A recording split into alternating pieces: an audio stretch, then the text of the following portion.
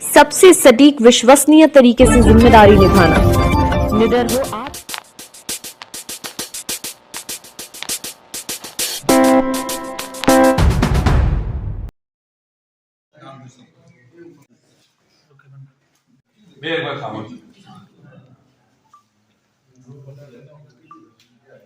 देखिए, 2027 के चुनाव में एमआईएम अब पूरी ताकत के साथ मैदान में उतर गई है और अपनी जो है पार्टी का विस्तार कर रही है।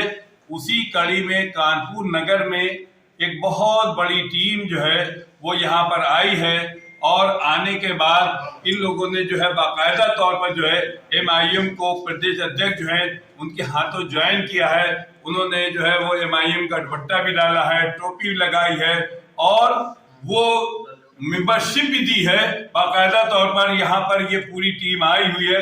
इसमें शोएब खान है, मोहम्मद आलम है और भी जो लोग हैं और जो मेन जो रहा है उनका ये दिलदार गाजी खड़े हुए हैं, ये मारूफ साहब खड़े, ये कानपुर के वो लोग हैं, ये कानपुर के वो लोग हैं जो काफी समय से जब लोग मेहनत करने में कचिया रहे थे, लोग नहीं मेहनत करते थे और ये सोचते थे एमआईएम अभी कहाँ है, बहुत दूर है, उस वक्त इन लोगों ने मेहनत की है। आज उसका ये नतीजा है। हम ये दिखा रहे हैं, ये देखिए, ये टीम देखिए, ये पूरी टीम जो है ये शामिल हुई है।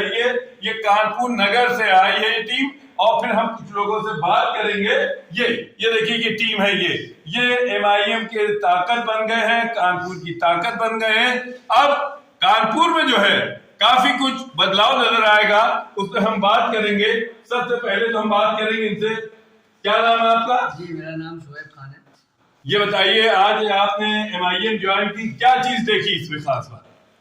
एमआईएम ज्वाइन करने का रीज़न यही है कि मैंने जो है, अब मैं इससे पहले आम आदमी पार्टी में जिला अध्यक्ष के पद में था, तो वहाँ जो मैं चाहता था वो नहीं हो पाता था। मतलब मेरे कोई कुछ मसला होता था। हमारे घर में फतेहपुर में एक हमारा भाई था आरिश खान, उसके वहाँ उसका इंतकाल हो गया था, कुछ लोगों ने उसको मार दिया था। तो उसमें जो है मैं आम आदमी पार्टी में था और कई अपर ऊँचे पदाधिकारियों से मैंने उनसे बोला कि जो है वहाँ आरिश खान के वहाँ जाना है फतेहपुर में, लेकिन वहाँ कोई गया नहीं, तो इसीलिए मैंने वहाँ से इस्तीफा दे दिया और आज मैं एमआईएम ज्वाइन कर लिया। क्या पॉलिसी पसंद क्या आई है आपको एमआईएम की? एमआईएम की पॉलिसी मैं हमेशा जो है सब पार्टी में मतलब वो करता था, लेकिन आज मैं बहुत खुश हूँ कि आम आदमी पार्टी एमआईएम में ज्वाइन हुआ। आप एमआईएम में ज्वाइन हुए हैं, कानपुर साहब क्या कहेंगे? क्या नाम है आपका? अस्सलाम वालेकुम रहमतुल्लाहि व बरकातहू। मेरा नाम हाजी सैयद आलम, वार्ड नंबर 107 का मैं पूर्व पार्षद प्रत्याशी हूँ। एमआईएम में ज्वाइनिंग का मतलब सिर्फ यही है कि पार्टी की नीतियाँ बहुत अच्छी है और काम करने का तरीका यहाँ ये सबको लेकर साथ में चलता है। ऐसा नहीं है कि सिर्फ मुस्लिम की पार्टी है, इस पर सभी लोग के समाज के लोग जुड़े हुए हैं और ओवैसी साहब की जो स्पीच होती है, जो बोलते हैं वो सच बोलते हैं और सही बोलते हैं, उसको सुनकर मैं आज एमआईएम में ज्वाइनिंग की है। आपका पूरा क्या नाम है? मेरा नाम दिलदार गाजी। ये बताइए, आपने जो है इस वक्त आम आदमी पार्टी कानपुर में सेंध लगाई, कैसे लगा दी आपने? ये सेंध ऐसे लगा कि हमारे एक हफीज भाई, उनके द्वारा इन लोगों की मुलाकात हुई। इन लोगों ने कहा कि हम एमआईएम पार्टी से जुड़ना चाह रहे हैं। हमने कहा बिल्कुल जुड़िए। आज हमारे 3 पूर्व पार्षद आम आदमी पार्टी छोड़ करके कानपुर में एमआईएम की सदस्यता हमारे प्रदेश अध्यक्ष शौकत अली साहब के हाथों उन्होंने आज ग्रहण की।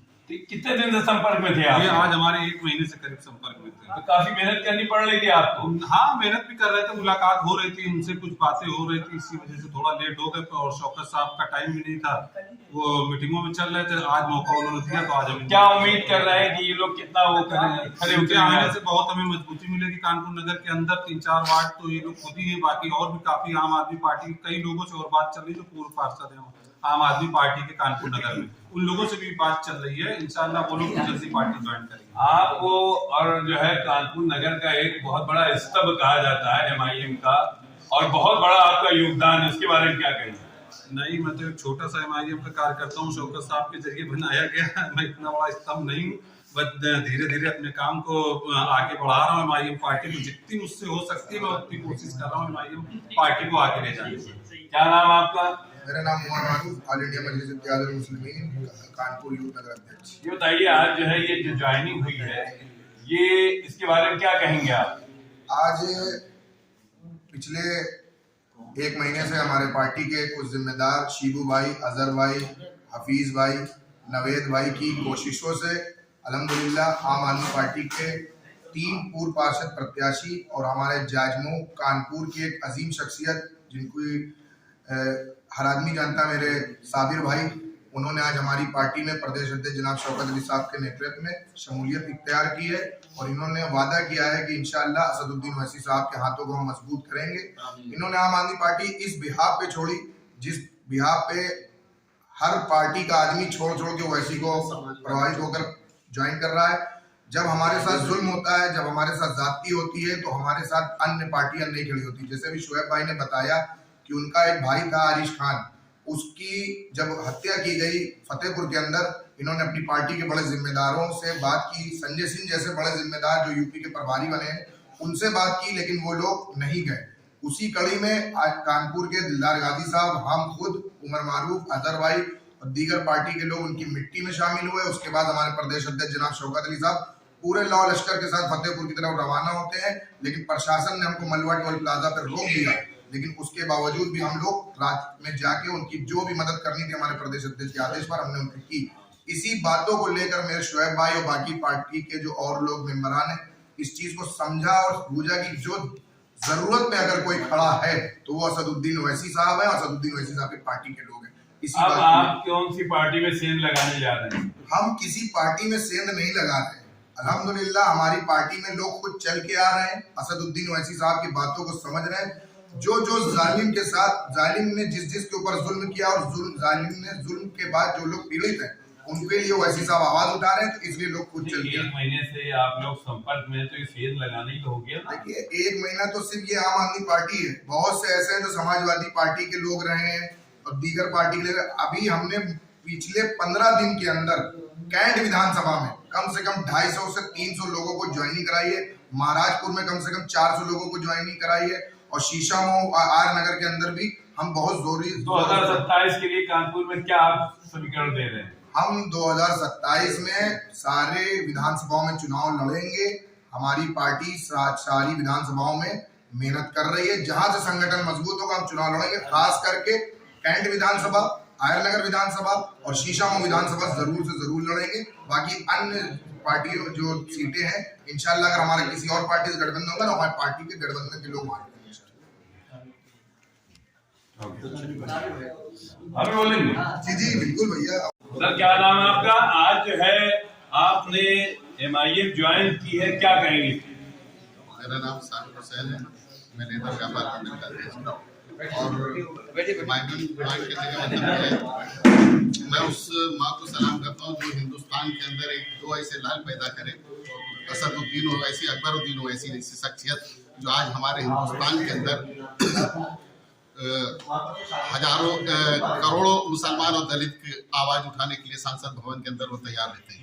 कोई भी जुल्म नाइंसाफी होती है उसके खिलाफ बोलने की वो पूरी जरूरत करते हैं और पूरा जो है उन पे वो रहता है कि हम अपनी कौम को और दलित को आगे बढ़ाने का काम करें। जो उनके ऊपर जुल्म हो रहा है उनको खत्म करने। क्या पॉलिसी आपको पसंद आई इनकी?